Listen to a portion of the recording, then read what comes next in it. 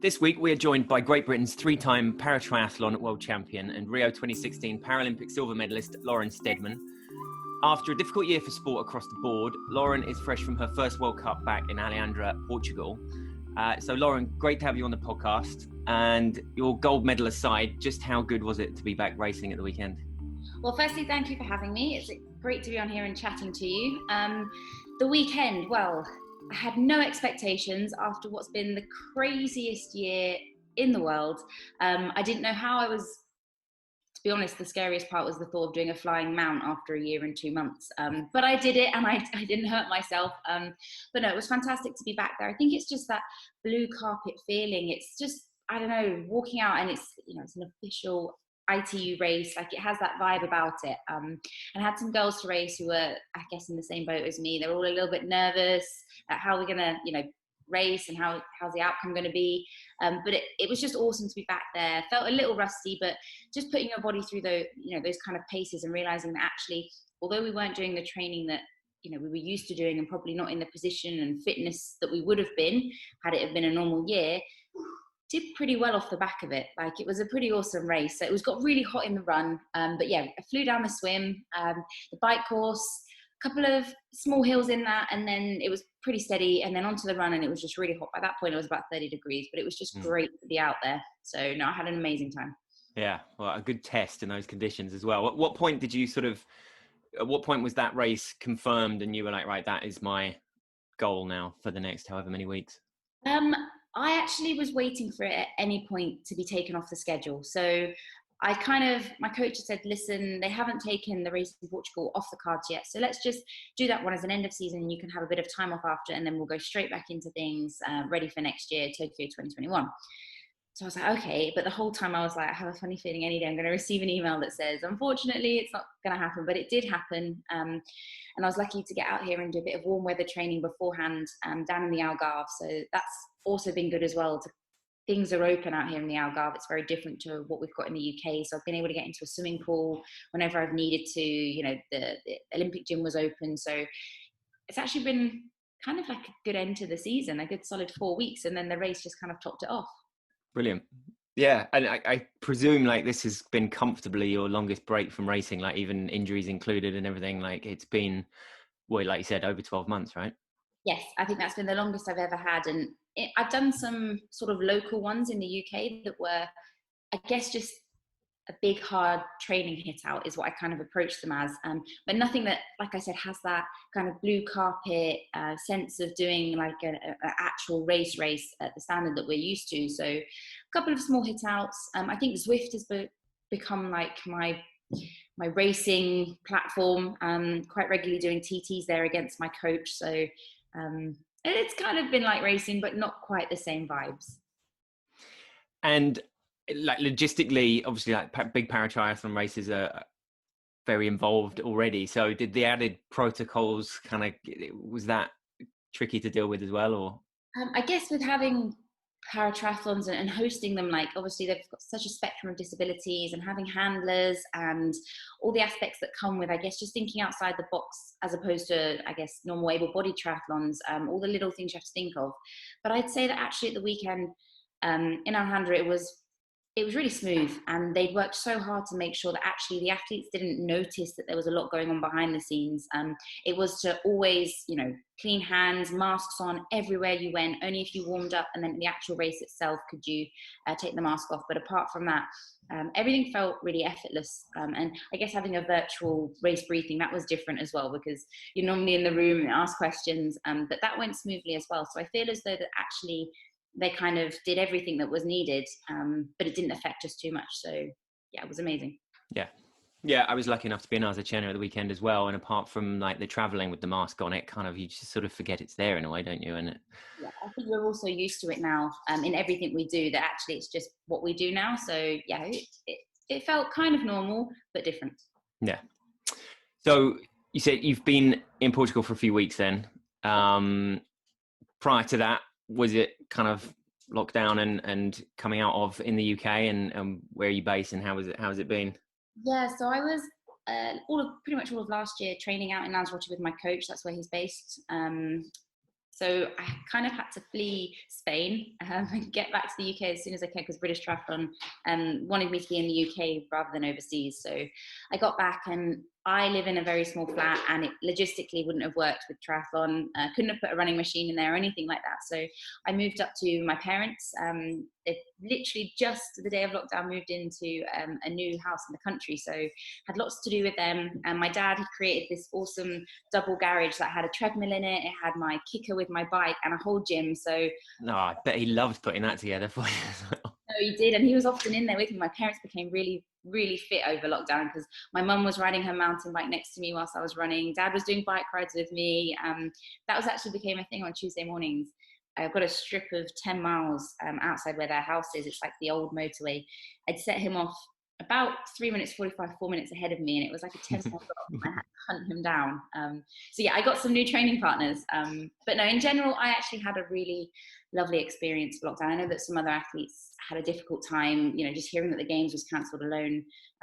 I left home at 14 to go to a boarding school. So for me to go home and spend 6 months with my family and still train, and then on the side of that, I create a mental health wellbeing company and manage to raise and donate £20,000 to mine. So I had a really good experience. Like, I was really happy. Wow. Yeah, amazing. And I suppose sport does play a huge role in that as well, right? And I mean, at the start of lockdown, you know, March, April time, it seemed like the streets were just full of people running, certainly where I live and so on. And then I don't know if that tailed off as people came out of lockdown and so on, but I wonder if now there's actually enough, now that we're at the sort of almost like the harder end of people kind of coming to terms with what's happened this year, the exercise thing has sort of been forgotten a little bit. And I think that could be more important than ever now for people's well-being coming out of the end of the year. Definitely. I mean, as an athlete, I always love to see people, whether that's younger kids, I guess working adults or elderly, doing some form of exercise. So I had a lot of friends that aren't sporty message saying, oh, I'd like to get a road bike, because it just became a thing. Like, they had this 1 hour of time and they wanted to get out, whether that was running, like you said, or that was going out on a road bike. And I know that lots of places sold out of road bikes. And I was like, actually, in a way, that's really nice. They might all end up in eBay in a year's time. But right now, it's great that people are trying this and exploring it. And one of my best friends, she's never really done much exercise, and she got a road bike, and she absolutely, at first she was like, oh, it's really hard work, the hills are horrible. And I was like, but once you find your legs, like going up the hills, you'll probably beat your boyfriend because you're lighter than him. So I'm hoping that people did learn different lifestyles, and it taught me actually what is important and what isn't, in the grand scheme of things. I think sometimes when you have to notch things back, you realize that family time is important, that slowing down sometimes, that having time for yourself is important. So it might have, I guess, tailed off a little bit towards the back end now, but I think people are still aware of it. And that was one of the reasons why I started the mental wellbeing company with my friend Tammy, was just because wanted to show people, and our slogan is, you are stronger than you think you are, because actually people get in their heads, I can't do this, I can't do that, but you actually can. And it's just a sense of belief. So if going out and learning to run a 5K was your thing in lockdown, you know, that's absolutely fantastic. Well done you. You might not continue it just yet, but you will pick it up at some point. Yeah. Was this company born out of what's happened this year, or was it something that you were already working on?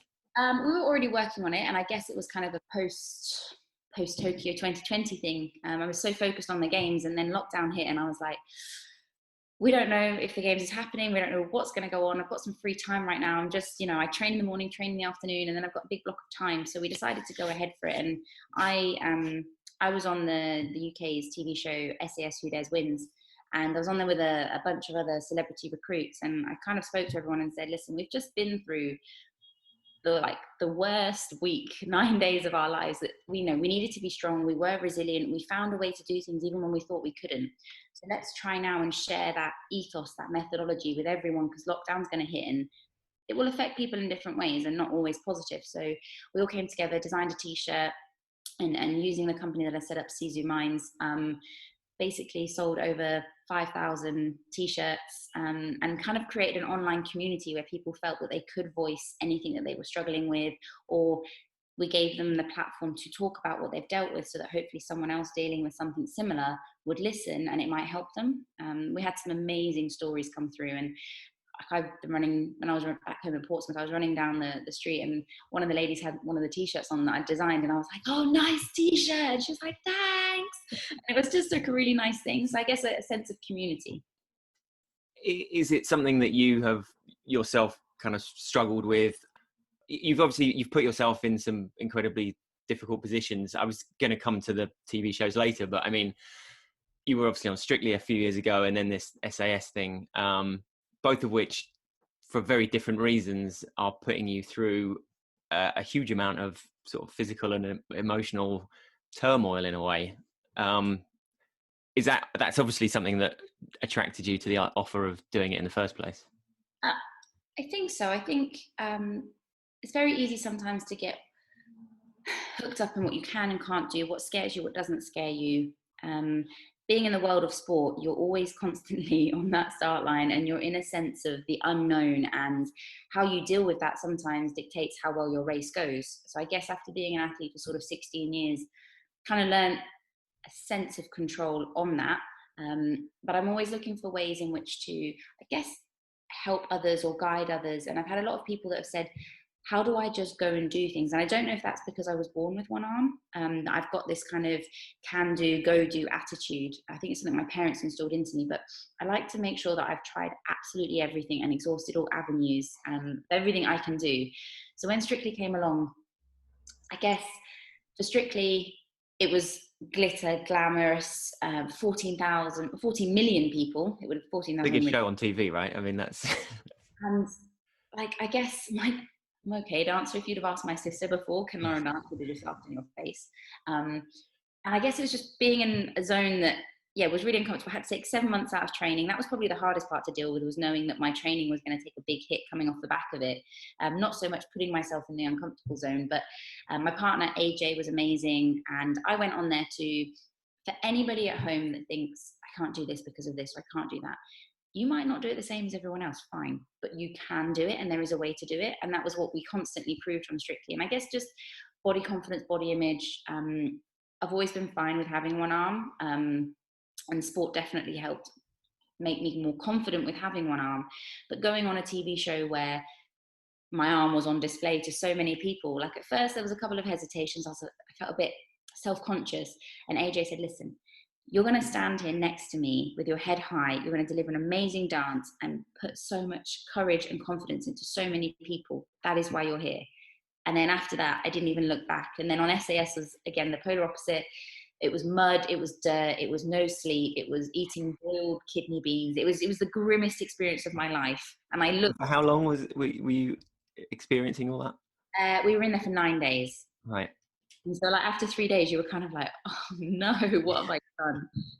But again, being an athlete, and all those athletes that may listen to this, it's the mindset. And when it started to hurt, I kind of went into a happy place. Everyone else was looking at me like, this is really hurting. And I'm there like, you want it to hurt, because the more it hurts, the more resilient you become and the better you become. And they're all there like, what a weird mindset to have. And I was like, that's all that I know. So I think I was quite happy to say that I enjoyed SAS more. But again, it just proved to people that what dancing and being glamorous and that is one end of the spectrum, but you can also be something else. And it was very, very physical, that one. So I guess I just want to keep showing people that actually there are no limits to what you can do, as long as you try hard enough and you believe in yourself. Yeah, absolutely. And did either of those, will they have brought something to your racing, do you think? Like, is there anything in Strictly that would have improved your racing, anything in SAS that would have given you that extra kind of edge, do you think? Or... Well, I think on Strictly, I come off the back of it and couldn't even push 80 watts on the bike. So I lost all muscle mass and all my ability to push the pedals on the bike. But your balance was incredible. Well, no, and that was what I got from it, was actually that my body awareness was much higher and my running had moved on. And I don't know if that's because I was more nimble and agile on my feet, on my toes. But yeah, so bad effect on power and muscle, but actually my running moved on a lot that year. I think just might have loosened my lower back as well. You know, all the little things that you don't think of that dancing can give you. Core strength was stronger. And then on SAS, it was interesting because I actually did become really lean on there, because you eat blocks of cheese, boiled eggs, white rice, boiled fish, it was very, very simple diet. And my coach said to me, listen, you've got the games next year anyway, so be exceptionally careful when you're doing everything. But once I got out and I rung him, and I was like, oh, I passed the course, I won the show. And he was like, oh yeah, I didn't doubt that. And he went, well, really, I was going to use it as a pre-season training anyway. I needed to find a way to toughen you up, and that was just a perfect opportunity. And I was like, well, why didn't you tell me that before I went in? So I guess it was my pre-season just jam-packed into 9 days. Yeah, absolutely. and so, so for Strictly, you were kind of presumably somewhat contractually obliged not to train too much and that as well, or no, that was not. No, I could have done the training, but the just one time. The 1 week, well, yes, the 1 week that I did actually try, because we were dancing 8 a.m. till 8 p.m. And the 1 week that I did try to do it, we were doing a lot of lifts, and basically I was tired. And when you do lifts in dancing, the girl still has to, I guess, have a sense of rigidness and hold herself. There was a couple of times that AJ nearly dropped me because he's like, you're too heavy, you're so tired from your training that you can't hold yourself, and this is going to hold us back in getting a dance performance. So again, rung the coach and I was like, this is the situation. And his words were, this is a once in a lifetime opportunity. I will get you back when you finish. And I was like, okay, fair enough. So I committed myself totally to it. And then as soon as I finished the live TV show and then the tour around the country, we built back in, and I had to work exceptionally hard for a few months, but I got back to where I needed to be. And were you missing out on actual races then as well, or was it mainly training block? No, it was basically, I was out from September. So Gold Coast, landed, I had to leave actually straight away after the race, landed, was straight onto the TV show. I managed to stay in until all the way through to December, got 3 weeks off there. And then January through till beginning of March, we were on a tour. And then I built in from March onwards. So there were a couple of early season races I could have done, but I opted to start. It was close season, and yeah. So I didn't have a winter block. And to be honest, that year I was really, really proud of all the outcomes of the races, because if someone had said you're going to have 7 months out, but I think I only lost to the world title by 1 second. And I was like, do you know what? Actually, if I 7 months out, it's given me a bit of confidence. So that's fine. Yeah. And so, back to this year, the lack of racing, to not have that pressure of like you were talking about, like the blue carpet and the relentless being on that start line, is it been kind of nice to be able to just focus just on the training and not have, I mean, obviously you want to train for something, but given that that everyone is kind of in the same position, not having to do all the traveling and stuff, you've been an athlete for 16 years. So to have a little bit of enforced break, slightly enjoyable. Yeah. And I've got, again, mixed feelings on it all. Like after doing the race, I realized actually how much I do love that feeling. When you cross the line, you're like, wow, that was an epic race. And you're just surrounded by, I guess, people that you race against. But like you just said, to be able to remain in one place and it was basically like just a really long extended winter training block. That's how we used it, was because I've had, I guess, intermittent training the last couple of years with Strictly and stuff. It was like, actually, you know what, this is perfect. We're going to use this as a massive building block. Just with a bit more mum and dad than usual. Exactly. And my dad was complaining because his food bill went up excessively and the dog became really naughty, and like all those things happened. But I think actually, it was quality family time. It was time to work on the small things. Like I think with just the style of training that I do, I'm always very tense and tight. And so working on flexibility and mobility became a massive thing. Like it was a time that actually, if you were able to look at it and work on your real weaknesses as well as your strengths, you were going to come out of it better than you went into it. So it's been positive for many things. And I guess just to get a solid training block in, be safe, be with family, and realize what the greater and the bigger important thing is. And that's the safety of everyone over just having, it would have been lovely to go to the games because, you're in that, it's the Olympic year, it's all exciting, but it will happen next year and we can go through it again, but safer. Absolutely. And the Milan World Championships was obviously one of the first events to get cut as well. Yeah. And it was, far enough in advance, but then that date comes around and that's another kind of kick, isn't it? It's happening, and then the date comes, you think some alert pops up on your phone that you were supposed to be flying that day, and you kind of, particularly as when it's Paralympic year and you get that standalone opportunity in the 2 days, and it's the chance for the sport to shine, isn't it?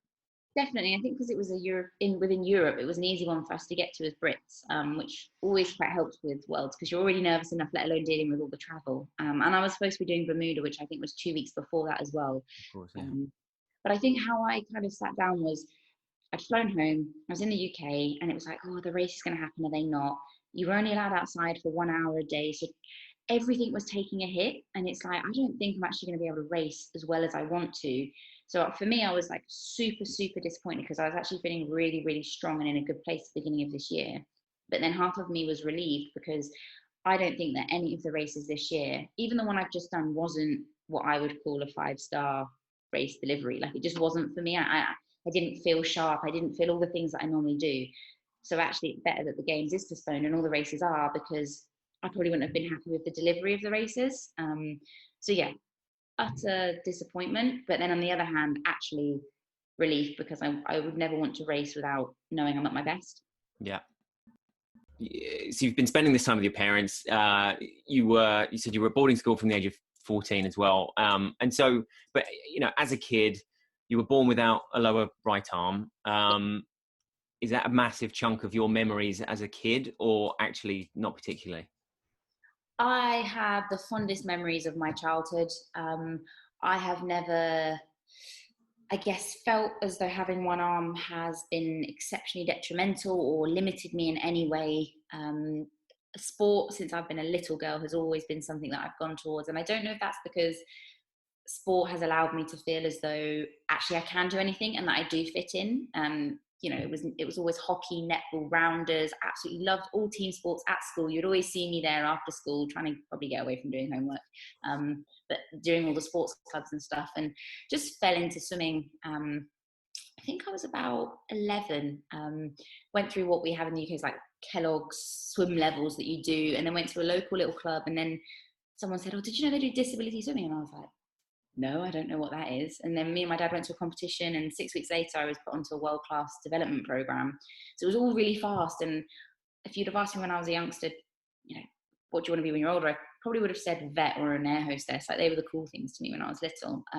Never would I ever dream that I was actually going to, I guess, as of next year, go to 4 Paralympics. And it's just a crazy thing. But I'm really glad that my life, I guess, took that path. And I think the way that my attitude is and my personality is down to my parents. My mum said it was very easy when I was born to, you do with any baby, you want to do everything for the kid, you want to make sure it's okay. But she was like, with you, I had to be very tough with myself on you, because otherwise you were always going to rely on everyone else to do things for you. So she was like, I would literally let you exhaust every opportunity put in front of you before I'd go, do you need any help, Lauren? And even then I probably would say, why don't you do it this way first? And then you'd go, oh, I can do it that way, instead of just helping you all the time.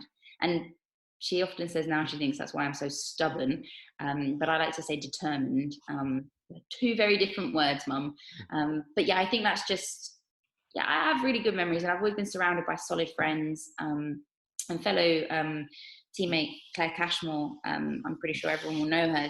We actually went to school together. So when I went to the boarding school, she was still there. Right. And until the age of 14, I used to always wear a prosthesis. I guess coming from a state school and somewhere where, you know, different doesn't always fit in. I went to this boarding school, and Claire was kind of like, listen, it was really weird. She was like, people love stumps. And I was a bit like, what? And she was like, yeah, you don't need to wear your arm here. Like, you know, people, you're a swimmer, we love you. And then kind of from that point onwards, slowly, I stopped wearing my arm. So yeah, big shout out to Claire for that. She was like, yeah, she just kind of gave me I guess the empowerment, or the belief that actually, you know, I can go around without an arm on, and acceptance. And that was kind of the start of everything. So yeah, it's been an interesting journey, but I wouldn't change anything.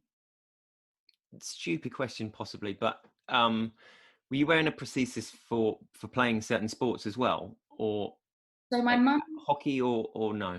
Yes, my mum put me in the prosthesis when I was about 6 months old because of balance and development of the shoulders. She wanted to make sure that this arm had enough weight, because otherwise you can see some people when they have one arm, it's like this because this arm's heavier. So I'm pretty level, and I think it's because for most of my development years, I wore a weighted prosthesis, which I'm really grateful for. Thanks, Mum. And then I think in netball, I used to wear one. Hockey, I was goalkeeper in hockey. So obviously, like, you stand there and you do it, and then rounders, I would have worn one as well. Yeah, I don't think I did when I was doing the athletics or swimming, obviously. But yeah, and now if I was going back to do all those sports, I probably wouldn't wear the arm. But yeah, that's good. And then, so like you said, you're 27. You're 27 now, right? I think so. Yeah. Will you be and like to be approaching your fourth Olympics and you're still only 27 is pretty amazing. Obviously, as a para triathlete, that wouldn't have been the case. You wouldn't have had your first Paralympics at the age of 15. Yeah. So for starters, was kind of, as you went to boarding school at the age of 14, was the Beijing 2008 your first Paralympics already on the cards then? Did that feed into the decision at all? Was it like, right, go to the school, focus on swimming? And Yeah, so I went to this school in the September, and the following September would have been the Paralympics in Beijing. To qualify for, I can remember it because probably it was the first time, to qualify for the 100 meters freestyle, I had to hit 1 minute, 7 seconds and 17. And my PB when I went to this boarding school was 1 minute, 16. So there was a massive drop off there. And my parents knew that perhaps it wasn't for this games that I would be targeting. It would be what would have been London. Was London next one, Beijing? Yeah, and then London. So we had that in mind, but there was always the chance. And I went from doing 15,000 meters a week of swimming to 55,000 meters. And trust me, dumped in the deep end, like every morning, every evening, got Saturday afternoon, Sundays off, and I'd probably be in a coma for those kind of bits of the weekend. And it trained really, really hard, got round to the qualifiers, and I believe that I went a 106.86 in the heats, and that got me under the qualifying time. Hadn't expected it, felt absolutely amazing, and I believe that time had like posted me within like the top 6 in the world, and I was only 15. It was like a bit surreal. And then obviously went to the games after that because I'd qualified. So hadn't expected it, but knew that if I worked hard enough, it was within my grasp.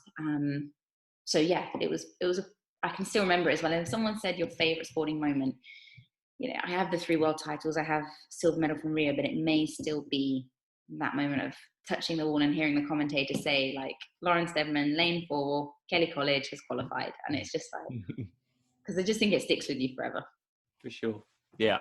That absolute sort of, that particular sound of it coming out of that speaker as well. And that, yeah.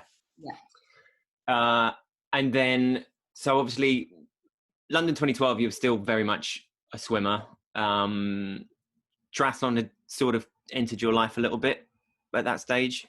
Yes, so my uncle, he's actually president of New Zealand Triathlon now, Graham Perks. Right. He basically did triathlons, and he was like, oh, triathlon's such a better sport than swimming, you should be a triathlete. And I used to do a bit of cross training when I came home from the boarding school anyway. I'd always ridden a bike and quite enjoyed running. I wouldn't say I'm the best runner, but I enjoyed it. And just before London 2012, so it would have been 2011, I decided to enter the British Championships in the UK for paratriathlon, and had come second behind Claire Cunningham because Faye McClellan had burnt her hand on strainers. That's how much I can remember. And basically Johnny Rowell, he was still around now as he was back then, said, oh, you know, fantastic, that's amazing. I said, listen, Johnny, I really enjoyed it, but for the next year, my goal is London 2012. That's what I'm focused on. That's what I want. I'm a swimmer. So I did it, trained really hard. And then straight away, I just finished racing in London. And I think I just got home, was like, oh, I can have some time off now, post games. And Johnny rang me and he said, do you fancy coming out to New Zealand? We've got our World Championships in 6 weeks. And I was like, okay. My uncle lives in New Zealand. I just enjoy this for me. Yeah, so my uncle lives in New Zealand, so I was like, right, Uncle Graham, I'm coming out and I need you to coach me, get me ready for trials. So I had to learn how to ride like a road bike. I had to get a wetsuit, obviously fitted with one arm. The running, I had no idea, nothing. So I went out there for 5 weeks and I came 5th because I got food poisoning the day before, but I actually, I really enjoyed it. Loved the whole ethos, the vibes and everything, and didn't look back. So in firmly at the deep end then? Yeah, like literally like straight in. My first major race was at World Championships, and yeah, I came 5th, but in my head I was like, wow, 5 weeks of training, food poisoning, like literally the night before the race. I had a bit of bread, some jam and butter, and that kind of went out my system when we got past the swim, because I remember feeling awful for the rest of it. I was like, if I can come fifth in the world with that kind of lead in, imagine where I could take this. And I guess it was hard at first because in swimming it's so regimented and so precise, whereas in the world of triathlon, the beauty of it is you have three different disciplines, and even those disciplines themselves have flexibility. Like you can be out running, you can be on a treadmill, you can be indoors on your bike, you can go mountain biking, you can go road cycling, like you can run anywhere. And getting to grips with that difference in sport of the flexibility was probably the hardest part. But once I'd kind of got to grips with that, absolutely love the training, love the racing, love the people. Yeah.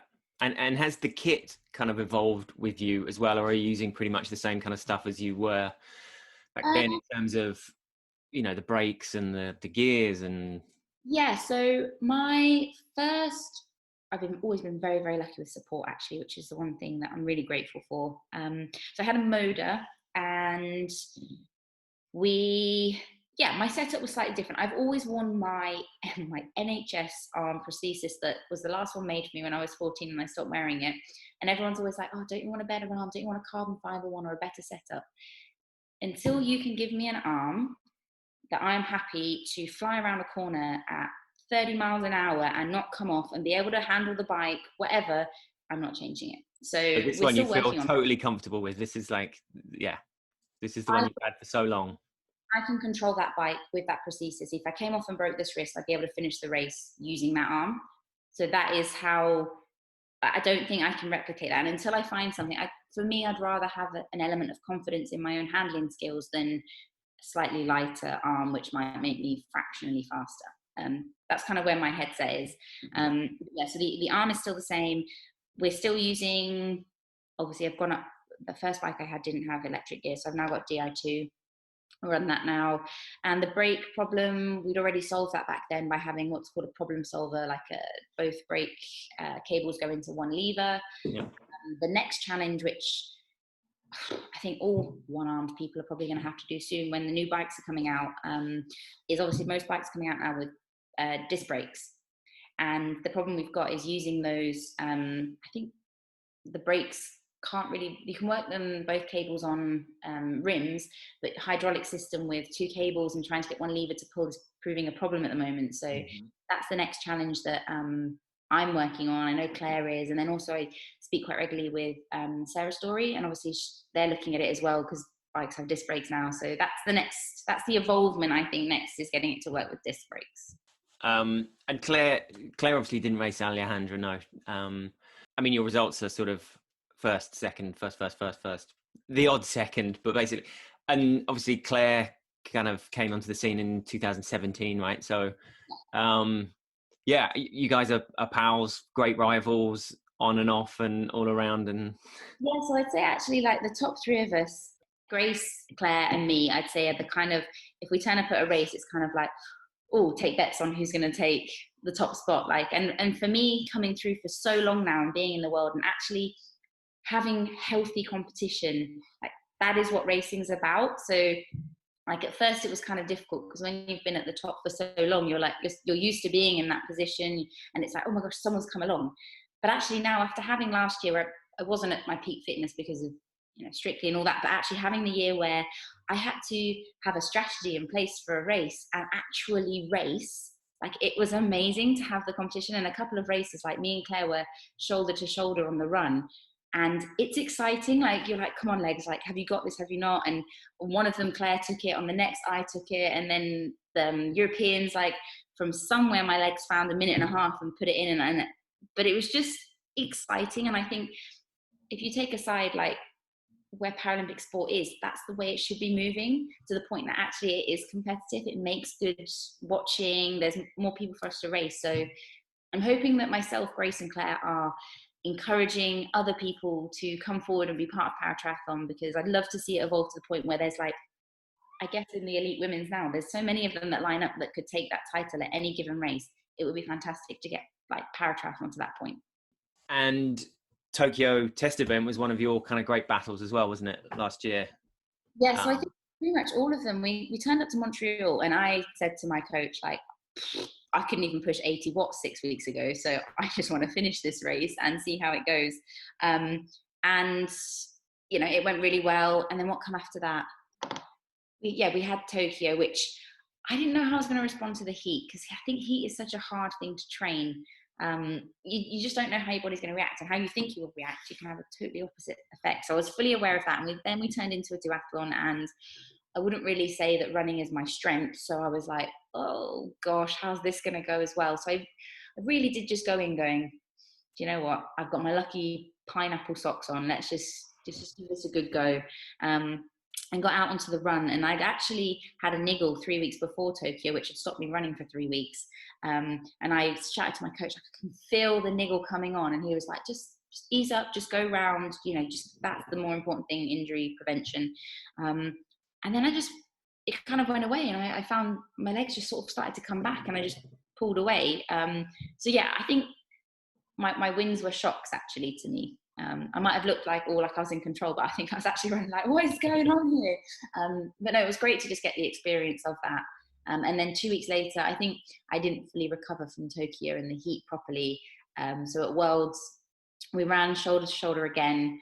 And I guess I've never been in those sorts of positions. So I was told off afterwards for always taking the wind at the front, and I should have let Claire take, and I didn't even know that was a thing. I knew it on the bike, but I didn't know it on the run. So I was like, actually, good point. But yeah, got pipped at the post there. But then I was really, really happy for Claire. Like, it was mixed feelings again, because I was like, oh, it's a world title gone. But at the same time, like, she's worked so hard, and I could see the emotion, and it was so lovely. And then 2 weeks after that, we had Europeans, and again, we'd come out on the bike, and I thought, right, this time I am not falling for that again. So my coach just gave me that sort of look on the sideline, and I was like, okay, right. So like, I put a stint in, and my fellow teammate Andy Lewis was there, and he encouraged me the whole way. So no, it was a fantastic race. Like, I loved it. Yeah. And good memories. Presumably the two of you will be kind of much of your Tokyo build up will be spent together as well, will it? I think so. I'm unsure as to what races are there at the moment, and I don't really know. For example, you said about Grace being in Alhandra. She actually asked to race and got put on the waiting list. So I don't know how they're quite going to work, how they do the start list in Paratriathlon next year, and what events are available. So I'd like to think that probably most races next year, me and Claire will be racing each other. But I'm unsure how Claire might want to race her season. I think my coach, he's up for doing as many races as possible, just because we've not had any this year. So she might be the same, or she might be different. When you took up paratriathlon, it was already by then you knew that it was going to be in Rio 2016, right? When did that? I thought that decision had come in sort of 2000. After I'd started, right. Then I got told. So I went in not knowing if I was ever going to be a Paralympian again, but knew that I loved the sport enough, and that actually, World Championships is still a pretty high level to get to. But then when it got made into a Paralympics, I was like, oh, this is fantastic. So I didn't know, but then when I found out, I was really chuffed. Yeah. So that Copacabana, like that the swim was obviously kind of, just for the listeners, like the silver. I don't want to have to make you go through this again, but there was a certain issue with the swim. Was that part of the whole that we talked about, like the whole logistical kind of craziness of a big race like that, and sort of so many things to think about? Or I think you literally cover all aspects in your head, and I was favourite to take the gold, which I think, unless you've been in that position, it's a really, really difficult thing to deal with. Everyone is looking at you, and there's expectations that go through the roof. And I can remember looking at myself in the bathroom mirror of the hotel going, Lauren, you never have to do a race again. I will never put you through this again. I got myself into such a state, so it probably didn't help. But then also what didn't help was, I'm the sort of person that, because I'm a swimming background, I love to do the swim recce's. Like, I know courses inside out, and we didn't do the swim recce's because of the water pollution. They didn't want, us to get ill. We just went to the top of our hotel and looked at what it could be, which I guess fine. And then when I was actually in the race, I can remember getting to the first buoy, looking up and seeing the furthest orange one, but I didn't see the yellow one to my right. And that is where I went wrong. I went straight for one that I shouldn't have, and everyone else went on the right course. So when I looked across, I could see everyone on the right course, and he was like, you need to go back 25 meters to that boy and then back. And I was like, at that point, I pretty much knew in my head, because Grace is a phenomenal runner. So it was always my swim versus her run. So I was like, well, you've pretty much just handed someone the gold medal. But in my head, and that's the moment that I learned something, I didn't give up. I just went, oh, whoops, okay, right, turn back. And by the end of the swim, I'd caught everyone up and I was back into second position just behind Grace. But, 36 degrees in a wetsuit. I'd fried myself. But yeah, did a quick transition, got out onto the bike. But it was kind of I guess if you're out of sight, out of mind, but at this point, Grace was with me. So she knew that if she stayed within sort of 20 seconds of me, that she could outrun me. So she just, every time I accelerated, she was with me. Every time I slowed up, she just stayed there, which was, for her, great racing tactics. But it got onto the run and I didn't have anything. It all gone on the swim trying to catch up. So it was a really tough moment crossing the line. And obviously out there, at that point, we didn't have any coverage of the race out on the water. So no one really knew. They were all a bit like, what has gone wrong? And then Grace sort of come along and she was like, Lauren swam the wrong way. And I was like, yeah, I did. So yeah, it was tough. It was really hard. And actually I had another big chunk of time out after Rio because it was really hard for me I was really resentful towards sport.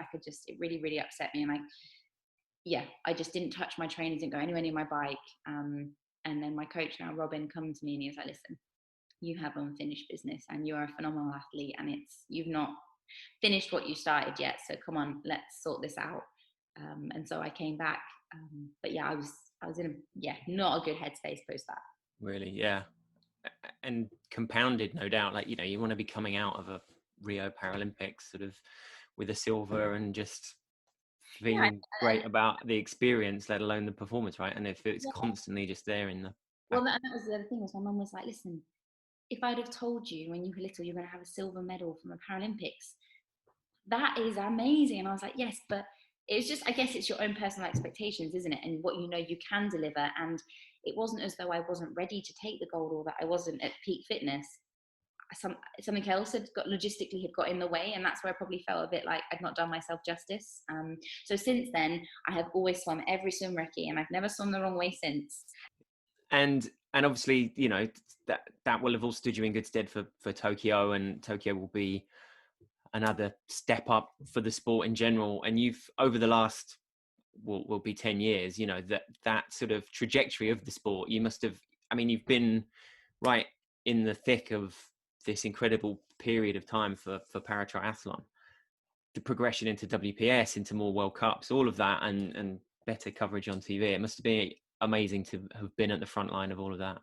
Yeah, it's actually been really beautiful to be two things, I guess. Part of a sport that actually, yes, we are elite, we race at elite level, but triathlon has the beauty of being an option for anybody. So you can be, 8 or 9 years old, and they make road bikes now for the 8 or 9 year olds, and you are open water swimming with your parents because they do triathlon. You can be someone that's actually in the corporate world and needs an outlet to get rid of all the stress, and there are triathlon clubs out there for you. You can be an older person. Like, if you see some of the people that actually compete at some of the age group races, I don't know how they're still racing it, but it's so amazing to see. So anybody, any age, and you can do it anywhere. That, for me, to see people getting involved in a sport that's so welcoming as well. Like, I've never seen a hostile triathlete. It's like, oh, you do cycling, come along with me. Like, it's amazing to be part of it. But then to see it at the next level, encourage lots of people with disabilities, it's not an easy one to overcome. You've got 3 different disciplines. Like, if you've got a disability, like, one of those might be hard. And I think a turning moment for me was 2 years ago, perhaps, at a European race. There was a young lad that was a quadruple amputee. So no hands below the elbows and no legs, kind of like no ankles or lower leg. And I was like, and this guy had a normal bike. He had a normal bike, and he would push forward on the bars to brake. He would hit underneath to sort of change gear. And I was like, wow, look at the confidence and the courage that we're giving to people with, that is a pretty severe disability, to then go out and do a running race. Like, it was inspiring me the whole time. So as like, I guess, a paratriathlon movement, I think when people watch a paratriathlon, you know, even people that close to know me that come to watch me race, if it's in the UK, they'll watch, like, I guess Dave and Alison, our blind athletes, and Melissa, put their trust in someone to guide them on a bike that's flying around on a tandem. They're running around corners and they can't quite see where they're going. You've got Joe, who lost both of his legs in Afghan, and it's like he's just absolute powerhouse. And I think it's people watch and it's inspiring, and you take away any excuses that you might have. So to see more involvement in paratriathlon, and then to see us, I guess, be integrated within the able-bodied kind of race schedule, it's amazing to be part of something that's only going to go in a better direction, and hopefully get more people encouraged to do triathlon as a whole, but also more paratriathletes. And I'd like to think that perhaps in the future you'd see a paratriathlon event at every single triathlon that we have. I know next year Leeds is going to host a paratriathlon as well, home one for me, which is great. It hasn't been in Leeds, a paratriathlon, for the last kind of 2-3 years. So again, a step in the right direction. And yeah, there was one particular corner in Lausanne last year where it was obviously a slight downhill and then an uphill into the corner, and these tandems were just just flying up there. And yeah, you can't help but just be completely amazed by it. Yeah, I mean, I can remember the point where standing up on a tandem, so standing up on your own bike and I guess climbing a hill, I then can remember the point at which British Triathlon had said to Dave and Alison and Melissa, right, you guys need to learn to get out the saddle. And at first it was just like the guides at the front sat down and the athlete at the back go. Now when I watch them go up hills and they are simultaneously climbing on a tandem, just even that in itself is an absolute skill. Like, just to spend time with, I guess, with other disabilities, it inspires me. Like, it just, I guess for like the guys that are PTS, like ones and twos, like relying on other people and handlers. And yeah, I mean, what I probably would like to see actually is the stories of all of the paratriathletes and where they've come from. Because some of our guys, and I wouldn't even know across other countries because of language barriers, but actually, was their disability from birth? Was it what their story is? Because some of our guys have phenomenal stories that nobody actually, you see them race, that's cool, but you don't know what it took to get there. Sometimes, even if you have to tell your story 1 time, 10 times, 100 times, for that one person that hasn't heard it, if you change their life or you install something in them that they didn't have before, and that's one of the reasons why I say there's not very many of us. There's probably still quite a few kids that are born with an arm missing, similar to me or not. And just that one child, if you install a sense of, like on Strictly, one lady sent me a picture, his name was Bailey, and he was like, I'm dancing and I'm like Lauren, and he had an arm missing. And I was just like, if I've just given that little boy confidence to do what he wants, that is fine. And the most beautiful one that came from SAS was a lady, because of COVID in the UK, you have to go to all your pregnancy tests and stuff on your own. Most of my friends at the moment are all having babies. That's how I know this. I'm still there riding my bike, but that is fine. But basically, she's gone for her scan, and the doctor said to her, you're having a little girl missing her lower right arm. And her husband wasn't there, so she had to go home and tell him. And they've got 3 children already, and they didn't know what to think. They were lost because they'd never been in this situation. They didn't know how they were going to deal with it. And she said, we were watching TV on a Monday night, and there's you bossing it on SAS, what you want, how you want, running down a cliff face. So she got into contact with me and just said, she doesn't know how she's feeling right now or any of this, but she's reached out to me because she's seen me on TV. And I said to her, listen, I know what it's like to live life having one hand, and I can tell you that your kid will be fine. She'll do everything. There's nothing she can't do, but you should speak to my mum, because my mum's the one that obviously carried a baby. And so they had a long 1-hour conversation. And since then, the baby's been born. It's beautiful. She's healthy. She's loved. But it's small things like that. And I think just there'll be, if we use Joe again as an example, there will be another mother out there that their son's going to come home from fighting a war with his legs missing, and Joe's story just installs confidence and belief that actually there's more to life than having all limbs. And it's a different way of life, but it's still an awesome way of life.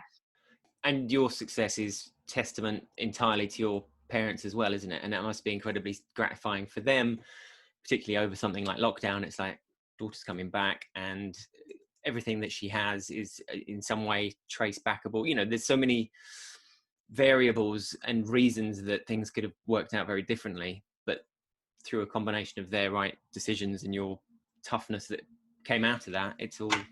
Yeah, we're going to make my dad's head very big now. So, yeah. Just knocked it on the head. And then just to close, I mean, that it's been a brilliant tour of your life for the last 27 years almost. But, you know, in terms of this year and generally just outside of racing, what do you do to relax? Are there other sports that you know, watching the blooming All Blacks against the Wallabies and there's 70,000 people in that stadium and you're like, wow, yes, sport as it should be. You know, what sort of pushes your buttons? You know, I think I'd just like to see the world safely get back to where it was. There are some things that I don't think need to return, because I think actually, I watched David Attenborough's thing the other day on the planet and how actually us slowing down is probably going to save our planet, because if we don't, there's going to be no planet. So half of me thinks that some things should remain. I think that generally an awareness of hygiene has been a fantastic one just to install back into us. But I do miss, I'm a very social person. I'm a very family and friends oriented person. I miss the social aspect of things. I miss, I guess, exploring. I've missed seeing the world this year. There were a couple of places on the race calendar that, you know, would have been different ones to pin on the map.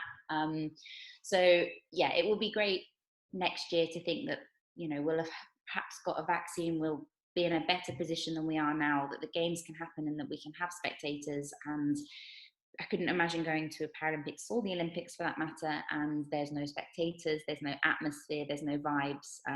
The one reason that probably I would say Rio was the best race I've ever done in paratriathlon was because we do 5K laps, but everyone on Copacabana came out and there wasn't a break in the barrier in keeping. And for us in paratriathlon, that made such an amazing atmosphere. And no matter, even though I had a GB strapped on my butt, yeah, like, go GB, it didn't matter what country they were. And the thought of going to Tokyo next year with no one watching, like, it would just be traumatic. So I think I'd love to see that actually people can come to watch us, and that, you know, but only if we're safe, obviously. And if not, then we will race just because hopefully everyone that's watching at home would have entertainment on TV. But we'll see.